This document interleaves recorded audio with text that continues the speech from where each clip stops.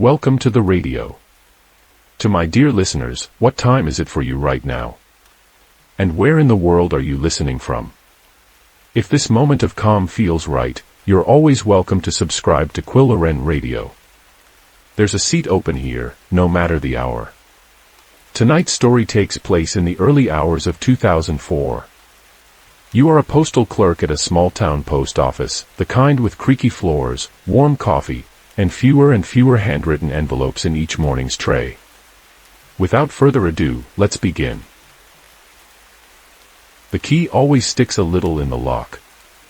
Not enough to worry you, but just enough to remind you this door has been opened 1,000 times before. You jiggle it once, then again, and the deadbolt gives in with a small clunk. The metal handle is cold, and the faded blue paint on the back door flakes under your fingers as you push it open. The hallway greets you the way it always does, with the smell of old paper, half-burnt coffee, and whatever floor cleaner Ed uses that somehow smells like sour oranges.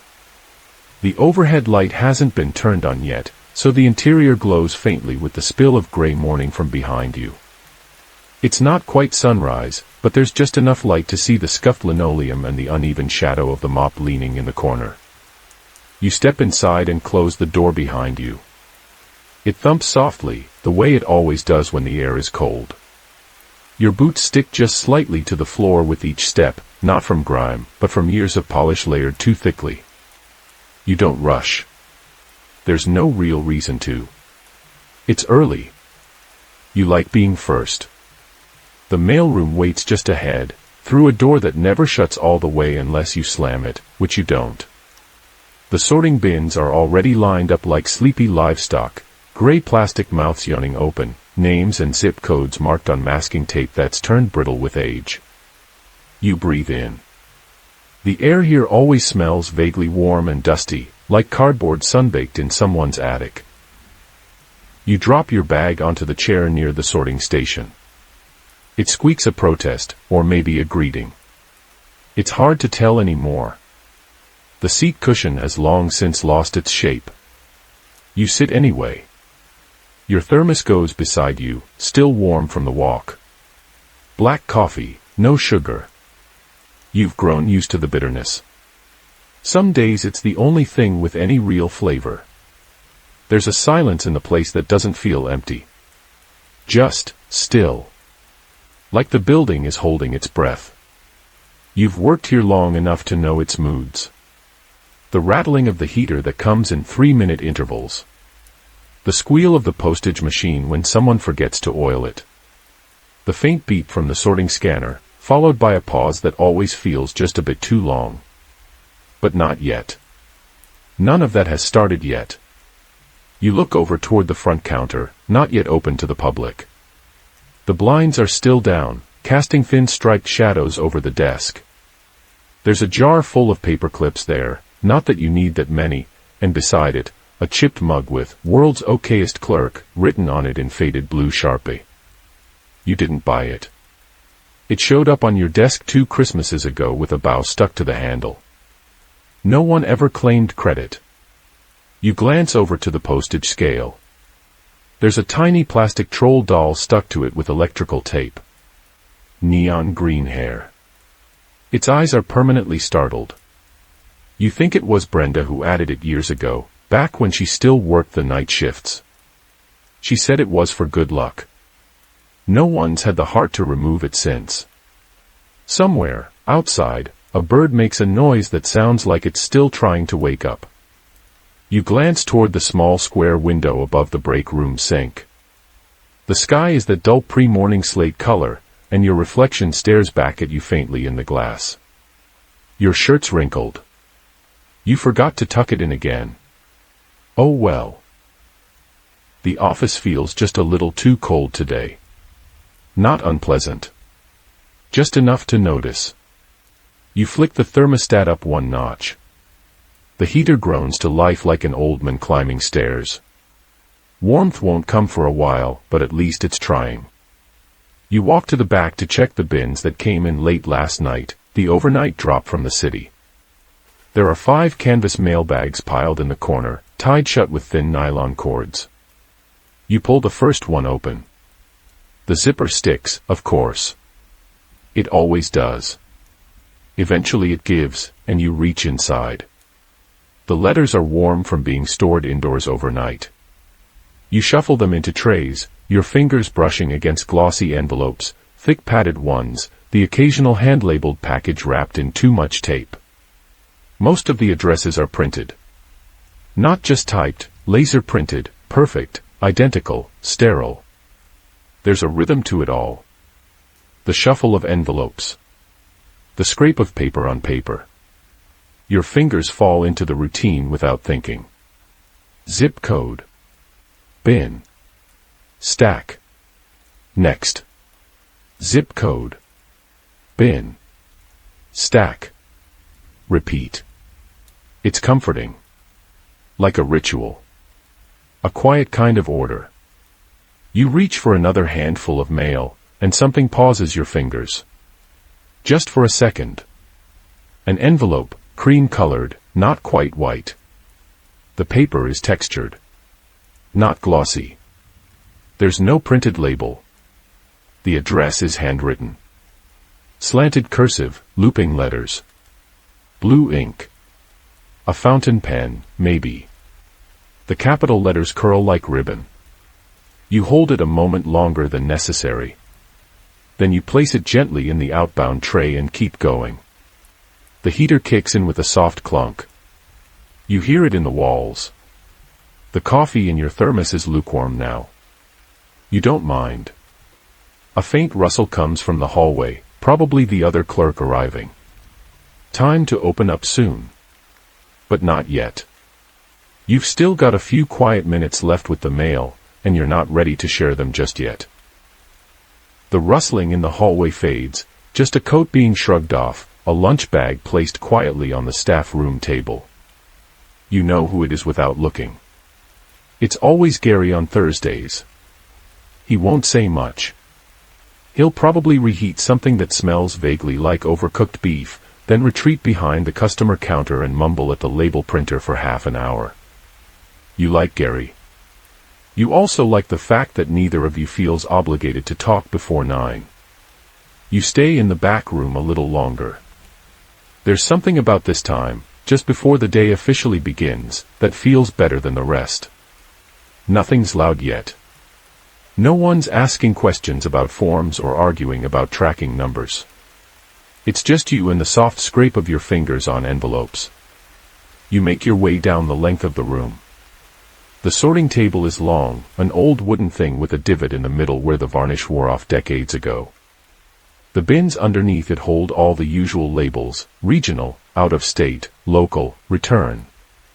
Someone wrote "No Man's Land" on one of them in marker years ago, and no one's ever asked what it was for. You drop a parcel into it without checking. Feels fitting. To your right, the metal shelves hold extra mail bags, flattened cardboard boxes, and a container of rubber bands that's more rubber than band now. Everything smells faintly like adhesive and dust. There's a calendar on the wall, the kind they give out at diners, with a scenic picture of a lighthouse and a slogan that reads, "Hold fast in every storm." It's technically still turned to August. You don't bother fixing it. Neither does Gary. The mail bags today feel heavier than usual. Not in weight, you could carry 2 at once if you needed to, but in volume. More paper, fewer people. You pause as you flip through one stack, noticing something that's become more and more common lately: a full row of envelopes, each addressed in perfect block text, each one utterly identical except for the number in the apartment field. Credit card offers. Insurance ads. Flyers. The kind of mail that seems to reproduce overnight when no one's watching. You flip one over in your hand. There's no real texture to it. The envelope feels smooth, glossy, indifferent. You set it down and grab the next. Then, like a bump in the rhythm, you spot another one, a handwritten envelope.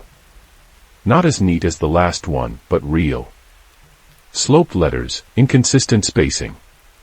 A slight smudge where the sender corrected themselves, probably without using whiteout. You tilt it toward the light. The ink glints. still slightly wet. No, just glossy pen. You smile a little. Then it's in the bin, off to wherever it needs to go. You move to the break room, if you can call it that. It's more like a slightly wider hallway with a sink. There's a microwave that dates back to the Clinton years, and someone's left an empty container of instant noodles beside it. You rinse your thermos out at the sink. The water pressure is always a gamble. Today, it sighs out politely, like it doesn't want to disturb you. The cabinet overhead creaks when you open it. Inside, a lineup of mismatched mugs leans against a half-used roll of paper towels. You pick the one that says U.S. Mail, a pun that no one's laughed at in at least 7 years, and fill it with the last dregs of the communal coffee. It's burnt, of course. But it's hot. And it gives your hand something to hold. You head back toward the bins. On the way, you glance at the bulletin board. Someone's pinned up a flyer about a lost cat. Hand-drawn. Crayon, maybe. The name, Muffin, in all caps. No photo. Just a drawing of what appears to be either a cat or a melted snowman wearing ears. The phone number is written in pencil and underlined 3 times. It's been there for months. You hope someone found her. Back in the sorting area, you pick up a few more stacks of mail and move on to the local bin. This one always feels a bit more personal. Familiar names. Businesses you pass on the way in. A surprising number of people still pay their bills with paper checks here. There's comfort in that. You catch sight of a birthday card envelope, pink, with little stickers sealing the flap. You don't peek, of course. But the thought lingers, who's it for? The sunlight outside shifts slightly, leaking a bit more gold through the blinds. The front lobby is still dark, but it won't be for long. The customers will trickle in soon, the man who always needs exact change, the woman with 10 identical boxes and a single strip of tape between them, the teenager who insists on mailing CDs, and the elderly gentleman who writes everything in cursive so elaborate you once mistook it for Greek. You glance back at the troll doll on the postage scale. It stares back at you with eternal surprise, as if even it is startled by the gradual disappearance of the human touch. You reach over and gently pat its green plastic head. Still here, you murmur. You don't need to check the clock. Your body knows the time now. Your hands keep moving through the stack without needing much help from your brain. This part of the job becomes muscle memory after a while. You sort. You slide. You breathe. But every now and then, your eyes still catch on one of those rare letters with a name written by hand. Some are delicate and looping. Others look like the writer was in a rush. But they're always different. And that's what stops you. Not the nostalgia. Not the scent. Just the fact that they're not the same. Outside, you hear the thunk of the first mailbox drop. Someone's come early. Probably dropped it in with a flick of the wrist and kept walking. You'll check it later. You've still got a few bins left to go. For now, the rhythm holds. And the room stays quiet. You find it somewhere in the middle of the third bin. It isn't flashy. Just a soft cream-colored envelope buried between rows of high-gloss catalogs and computer-generated bills. For a moment, you don't even notice it. But your fingers pause, the texture catching your skin a little differently, not slick, not rigid, just real. The paper feels like something you'd want to keep in a drawer. You slide it free from the stack. The envelope is sealed with care, not machine glue, you can tell. There's a faint indentation where a hand pressed it closed. No sticker, no logo, no return address printed in bold Arial font. Just an address written in blue ink, slightly off-center, with the kind of cursive that people either learn in childhood or never learn at all. The capital letters are especially deliberate. The R in the recipient's name has a little loop that swoops up like it's stretching. The zip code has a line running through the 7s. You trace the letters with your eyes. The name doesn't ring a bell, but you recognize the shape of it, the shape of effort. It's not heavy, but you can feel there's more than just a sheet of paper inside. Maybe 2 pages. Maybe something folded inside, a photo. A ticket stub. Something that someone couldn't send over email. You don't open it, of course. That would be unthinkable. But your hand rests on it longer than it should. The blue ink stands out against the softer background. You wonder how long it took them to write it. If they sat at a table for hours or jotted it down in one go. You wonder if they wrote it because they had to, or because they wanted to. Eventually, you place it gently into the outbound tray. You don't toss it like the others. Your hand lowers slowly, and for some reason, you watch it until it rests among the pile. The contrast is immediate. One handwritten letter, surrounded by dozens of near-identical printed ones. Like a whisper in a room full of announcements. You sit back for a second, resting your hands on the edge of the table. The coffee's gone cold in your mug, and you don't really mind. The heater clicks on again, a soft wheeze of effort from the vents above. It always takes 3 tries to get the temperature right in this room. Sometimes it blasts hot air, other times it just hums like it's thinking about it. You glance back at the letter. It hasn't moved, of course. But it still feels a little more alive than the others. It reminds you of something. Not a specific letter, but a time when handwritten things were just normal. You think of your aunt, who used to send birthday cards every year with slanted cursive and a doodle in the corner. You think of old recipe cards smudged with butter stains, left in drawers for decades. You think of how, when people didn't know what to say, they used to write anyway, just to fill the space. You get up and walk to the postage machine.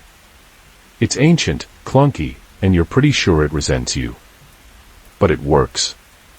You feed the first few parcels through and listen to the low whir of labels being spit out. The rhythm is soothing in a mechanical kind of way. Then you pause again. Without looking, your hand reaches back into the tray. You pull the letter out again, hold it lightly between your fingers. You look at the handwriting. It's slightly slanted, but steady.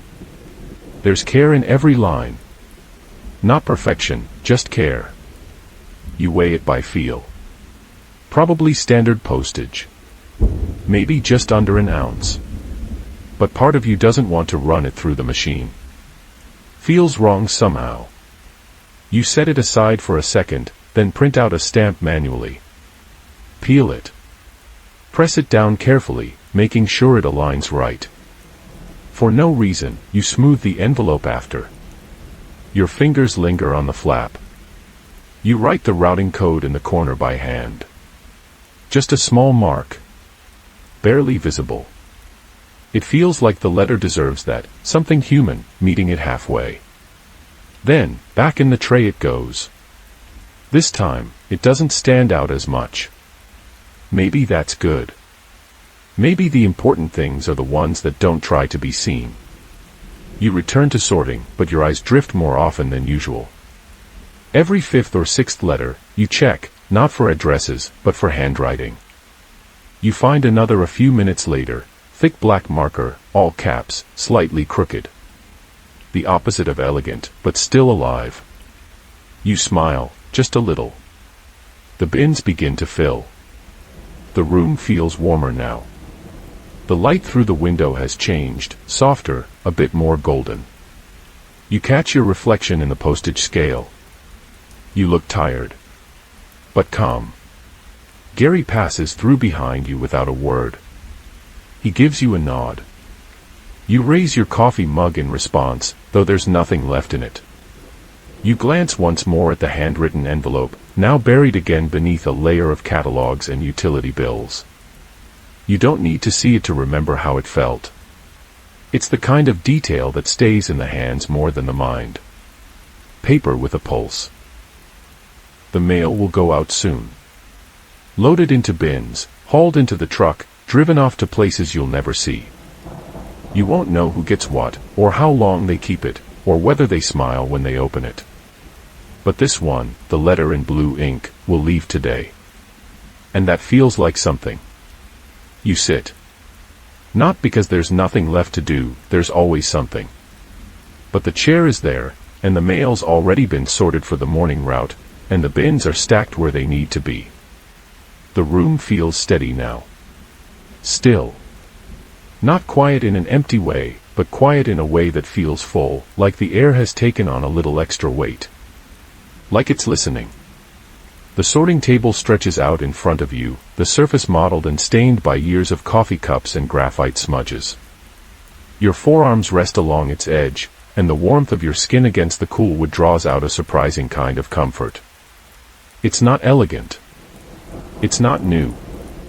But it's held every letter, every package, every fingerprint that passed through here long before you did. You exhale slowly and listen. The heater gives a soft, reluctant rattle above your head. A single fluorescent light buzzes a bit too loud in the far corner, like it's been trying to retire for months but no one's given it permission.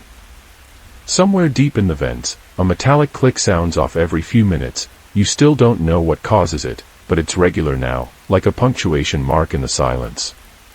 You roll a loose rubber band between your fingers. It's dry, brittle, probably too old to use. It snaps without much effort, but the sound is so soft it barely registers. You sweep the broken ends into the bin beside you. No drama. Just gone. In front of you, a new pile waits. Outgoing mail, ready to go. You know the truck won't arrive for another 20 minutes, and there's no reason to rush. You lean back just slightly, letting the back legs of the chair creak under your shift and weight. You've done this movement so often it feels like part of the job. Your eyes drift to the outbound tray again. The handwritten letter is gone now, likely buried under a new layer of outgoing parcels. You don't check. There's no need. You remember what it looked like. You remember how it made you feel. There's something grounding about being the last person to touch something before it disappears into the world. You don't choose where it goes. You don't know who opens it. But your fingers are the last hands it passes through. That feels like something worth sitting with. You press your fingertips to the table's edge and feel the slight stick of an old piece of tape half peeled away. There's a speck of glitter trapped under it, probably from a Christmas card sent in January, when people were still catching up. You don't pick at it. You just leave it there. From the front room, you hear Gary shift a box. A soft grunt follows. Then nothing. The rhythm of the day is settling into its usual pattern. You don't need to speak. The building is already talking enough for both of you. You look toward the ceiling and spot the tiny cobweb near the corner vent. Been there for weeks. You told yourself you'd bring a broom, and then didn't. It's not bothering anyone. The spider, if it's still there, is probably minding its own business. You make a mental note to let it stay. You wrap your hands around your empty coffee mug. There's a chip on the rim that you've grown used to. Your thumb fits into the curve of the handle like it was made for it. You pretend there's still warmth in the cup. Sometimes the illusion is enough. The wall clock ticks. 1, 2, 3 seconds pass. Then 5 more. Time stretches here in a way you like. Not because it's slow, but because it doesn't demand anything from you. It just moves forward, softly, like a river that doesn't care whether you're watching. You shift slightly in the chair and feel the creak beneath you. The seat cushion has molded to your shape after all these years. You wonder if someone new would find it uncomfortable, or if it would remember only your weight. You place your mug down, gently. The sound it makes is so soft, it's almost imagined. There's a breath that comes after, not yours, but the building's. The kind of exhale that buildings make when no one's moving too quickly. Like a floorboard relaxing after holding tension. Like pipes giving up their resistance to pressure. You feel the quiet in your chest now. Not in a heavy way. In the way that lets your shoulders drop just slightly without you noticing. In the way that your breath evens out without any effort. In the way your fingers stop fidgeting with things and just rest. On the far shelf, the stack of old mail slips leans slightly to the right. You consider fixing it. Then don't. Across the room, the package scale blinks sleepily. It's not needed right now. Even the troll doll on its corner seems to have settled into the moment, its neon hair catching a stray ray of sunlight like it's proud of itself. You lean forward again. One of the old rolling carts wobbles slightly as the floor dips, a spot you've stepped over 100 times. The dent in the linoleum is familiar, like a bookmark in a favorite page. You close your eyes for a few seconds. Not because you're tired. Just because it feels right. No one comes in. No one calls. No one needs anything right now. The mail can wait. If your eyes are still open, or even if they're not, thanks for spending this slow moment with Quilloren Radio. We do this often, quiet places, gentle sounds, long pauses. If this kind of stillness feels like home to you, maybe consider subscribing. There's more softness ahead, and no rush to get there. You're not sure how long you've been sitting there. Could be 5 minutes. Could be 20. The room has that odd glow to it now, not quite natural light, not quite fluorescent. It's the kind of in-between that makes everything look a little softer, like it's been filtered through sleep. The bins are still full, but the pressure to move them is gone. You let your hand rest flat on the sorting table. The wood is warm now. Maybe from the heater. Maybe from you. The lines in the grain look deeper than usual, like someone carved them in just this morning. You glance to the side and notice a small paperclip chain someone started, maybe you, maybe not, sitting coiled near the edge. 4 clips long. A 5th one added recently, judging by how it hasn't quite bent into shape yet. You slide it with one finger. It turns in a lazy arc and then stops. Your eyes move to the shelves, where the mail bins sit like tiny neighborhoods. One marked, Civic Offices. Another for Rural East. Then there's Out of Town, which somehow always has the fewest letters, as if people don't write to strangers anymore. You wonder when you last got a letter yourself. A real one. Not a bank statement or a bill or a mass-mailed card from the dentist. You think it might have been your uncle, years ago. He used to send you postcards from places he didn't stay long in. Once, he mailed one from Ohio that just said, "It's flatter than expected." Uncle Ray. You chuckle softly at the memory. The sound barely stirs the air. The building doesn't seem to mind. Your gaze drifts upward. The ceiling tiles are just slightly misaligned. You've noticed it before, but today it feels deliberate. Like the room is tilting gently toward you, leaning in to listen. The vents above you exhale every now and then, and the hum of the lights feels more like a lullaby than a buzz. You let your thoughts drift. You're still in the room, but something about the weight of the day is softer now. Less defined. You remember the letters you used to get in school. The ones passed under desks or folded into triangles, always creased and smudged from sweaty hands. They smelled like pencil shavings and gum wrappers. You never threw them away, not right away. You kept them in drawers, under your bed, behind books. Little secrets in paper form. Your eyes fall back on the table. You notice a faint ring from an old coffee cup, when you don't remember leaving. It's almost perfectly round. Looks like a planet, with the smudge on the side forming a tiny moon. You decide not to wipe it off. You think of the letters you never sent. The ones you wrote in notebooks, then tore out, then crumpled up because you didn't know how to end them. Letters you meant to send. Letters you hoped someone would write first, so you wouldn't have to. A distant thump echoes from the front of the building. The mailbox. Someone's dropped something in again. It sounds heavier than usual. Maybe a small package. Maybe someone mailing a stack of birthday invitations because they still believe in RSVP cards. You close your eyes and try to picture them. You don't know what they look like, but you imagine they paused at the mailbox. Looked at it like it meant something. Not just a metal box, but a pause button. A place where time slows down, just long enough for a message to start its journey. You wonder if the letter you handled earlier, the one in blue ink, is still nearby. Probably not. It's likely already in the back tray, ready to be hauled out. But your mind hasn't let go of it. Not really. The handwriting keeps floating back to you, the way it curled slightly at the descenders.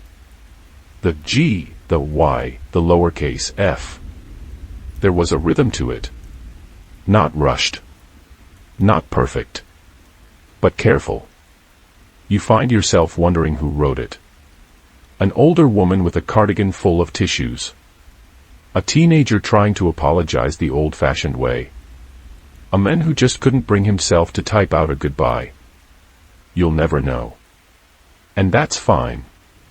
Somewhere near the back window, the light flickers once, not off, just dimmer. The shadows stretch across the floor like long sighs. The floor tiles seem shinier than before, though you know they haven't been mopped since Monday. The reflection of the overhead light in the waxy surface looks like a comet slowly dragging across a dark sky.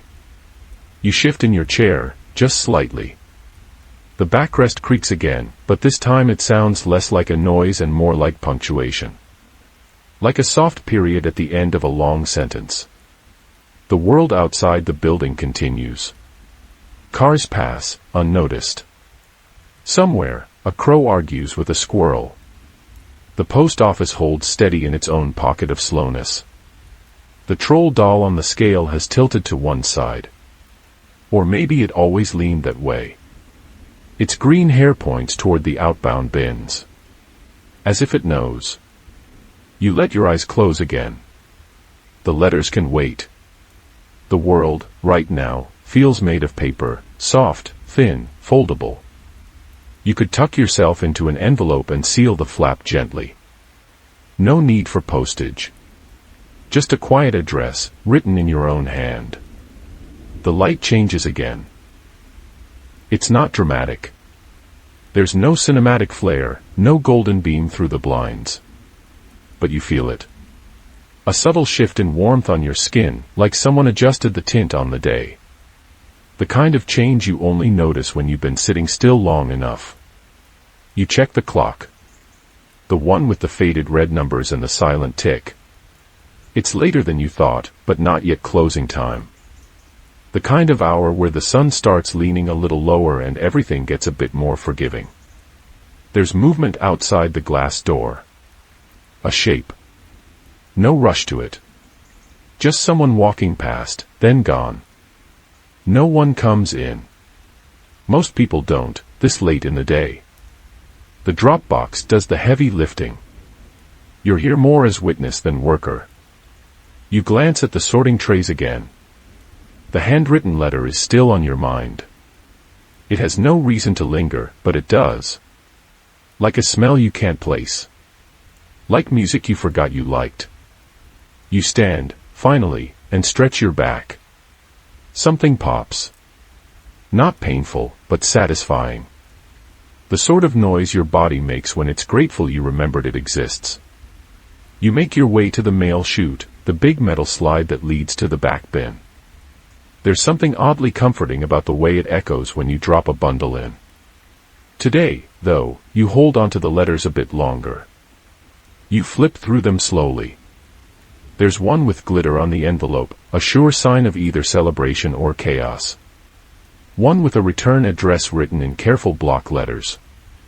Another scrawled in a handwriting that looks like it was running late. You wonder which of these letters will be opened with care. Which ones will be torn without reading? Which ones will be kept in a shoebox under a bed? Which ones will sit on a kitchen table for weeks because someone didn't want to deal with the contents? The door creaks. Just slightly. It's Mrs. Delgado. She's 90 if she's a day, walks with a cane made of real wood, the kind that looks like it used to be part of a fence.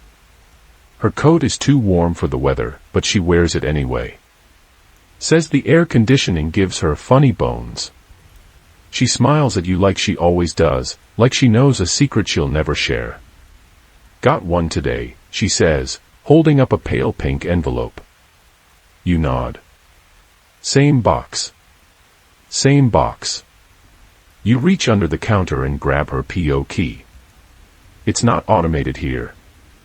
That's part of the charm. She doesn't check it often, but she always comes in person when she does. She stands there a moment longer than necessary, watching you. Then she leans in a little.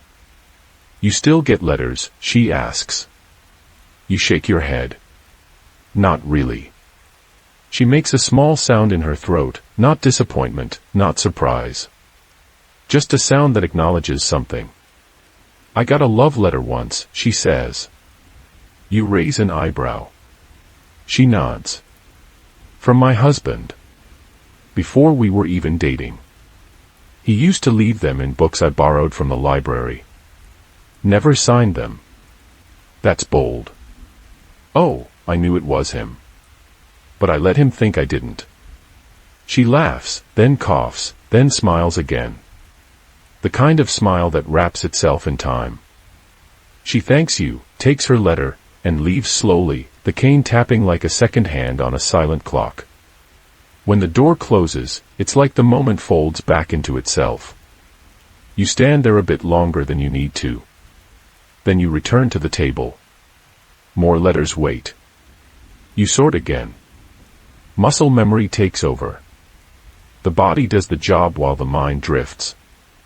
You stop noticing the paper cuts. The rhythm of envelope, zip code, tray becomes a kind of heartbeat. Someone rings the bell at the front counter. You didn't even hear them come in. It's a man, maybe late 30s. Worn-out baseball cap, nervous hands.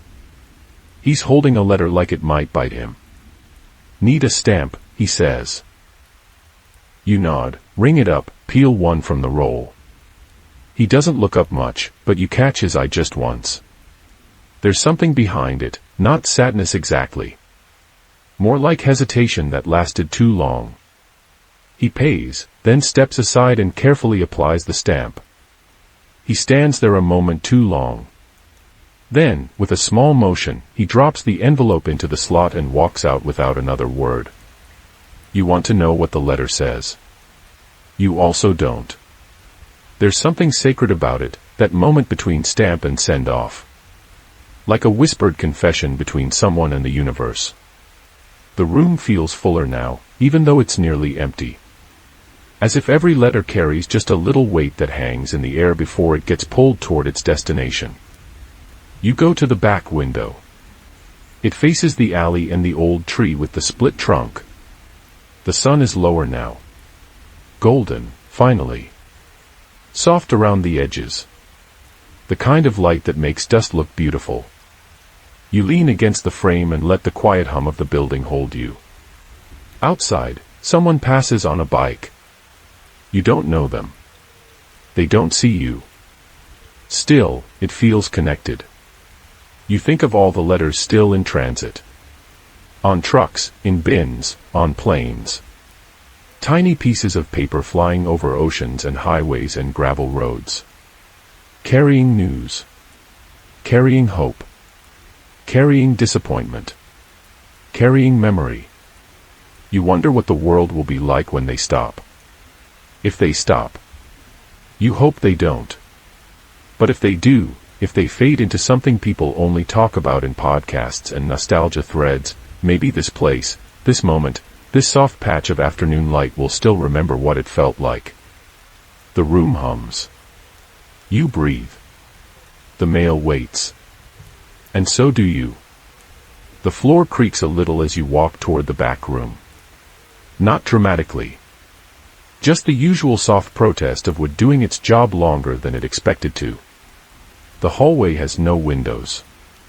Just that faint beige glow from an overhead bulb that's always looked a bit tired. You reach for the door with your elbow out of habit.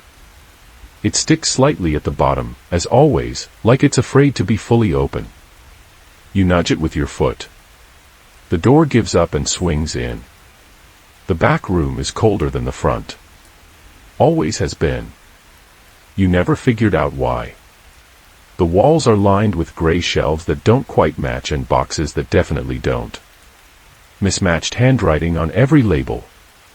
The old floor fan in the corner doesn't oscillate anymore, so you've learned to turn it by hand if you want a breeze in a new direction. Lately, you just let it face the wall. It seems happy there. Against the far wall is the clock. It doesn't tick. It doesn't move.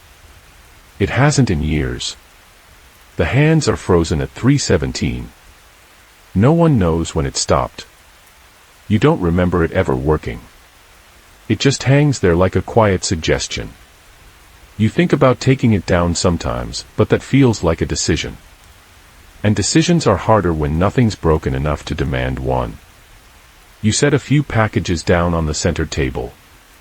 It's a battered thing with metal legs and a laminate surface that curls at the edges. Someone scratched a tiny smiley face into the corner years ago. It's not a good drawing. The eyes are uneven. But it's persistent. You reach into one of the mail totes. Pull out a small bundle of envelopes tied together with a rubber band. Each one addressed in the same slanted handwriting. Different names, different towns, same sender. You've seen this person's writing for years now. Never met them. But you'd recognize their S anywhere. The way it leans too far forward like it's in a hurry. There used to be more bundles like this. Weekly, then bi-weekly, now just sometimes. The last time you saw one was maybe 3 weeks ago. You notice these things more now. The absences. The spaces between. You sort the envelopes into the proper slots on the wall. Your hands move on their own. You've done this enough to not need thinking for it. You can sort a whole tote while wondering whether the vending machine down the street still carries the peanut butter wafers you like. You haven't checked in months. You're not even sure you want them. You just like knowing they might still be there. The radiator in the corner lets out a half-hearted clunk. It does that sometimes. Like it's bored and wants you to know it's trying. You give it a glance, just to be polite. You look at the clock again. Still 3:17. There's something weirdly comforting about that. A room where time refuses to pass. Where it always feels like the middle of something, even if you don't know what. It makes this place feel like a secret. Not an exciting one. Just a quiet one. There's a drawer in the filing cabinet that never closes right. You open it now and find the usual stack of return-to-sender letters, bundled postcards, and a collection of pens no one remembers stealing. One of them has a tuft of marabou on the end. Bright pink. You don't know whose that is, but you sincerely hope they regret it. You shut the drawer. It clicks in a way that suggests it won't do that again. Then you sit. There's an old chair in here that rocks slightly to the left. You've learned to lean into it just enough to keep it balanced. You let your hands rest in your lap and let the fan hum to itself. The quiet here feels different than the front of the office. Less public. Less expected. You could vanish in this room and no one would know unless they needed a rubber band. There's a bulletin board above the cabinet. Mostly old notices. A reminder about mailbag replacements dated 2001. A yellowed fire drill procedure that includes an employee who retired 5 years ago. And a single photo, thumbtacked near the edge, a group shot from some forgotten office party. Everyone's holding paper cups and smiling like they mean it. You're in the back. Barely visible. Half an eye and part of a shoulder. You never noticed that before. You stare at the photo a moment longer than you mean to. Then your eye drifts back to the clock. Still 3:17. And weirdly, that feels fair. There's a particular silence to the post office once the last customer leaves. Not the kind of silence that's empty, but the kind that's full of everything left behind. Paper dust. Faint echoes. a sticky note still clinging to the edge of the drawer like it's hanging on for dear life. You move slower after closing. Not from tiredness, though yes, your knees have started making that sound when you bend, but because the world stops demanding urgency. The mail doesn't care if you take your time now. You lock the front door and flip the sign to closed like a magician revealing the final act. It's always a little satisfying. No matter what kind of day it was, chaotic, quiet, emotionally destabilized by a particularly sad envelope, it ends the same way. Routine is comforting like that. First, you check the bins. Not because you expect them to have changed in the last 5 minutes, but because it feels wrong not to. You don't want to be the clerk who misses something important because you decided to skip a step. Once, you almost did. Someone dropped a tiny envelope into the corner of the hold for pickup bin, no name, just a drawing of a pine tree and the word soon. You never did find out what that meant. Still bothers you.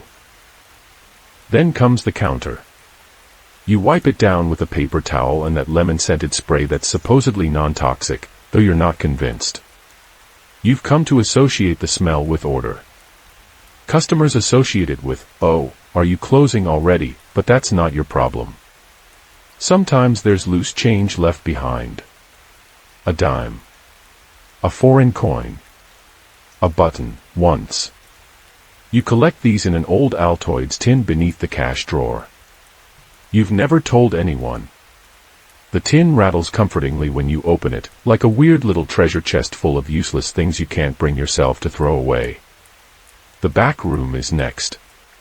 You count the packages, even if they're already tagged and shelved. You whisper a quiet, okay, when the numbers line up. It's not for anyone's benefit. You just like knowing something, somewhere, is consistent.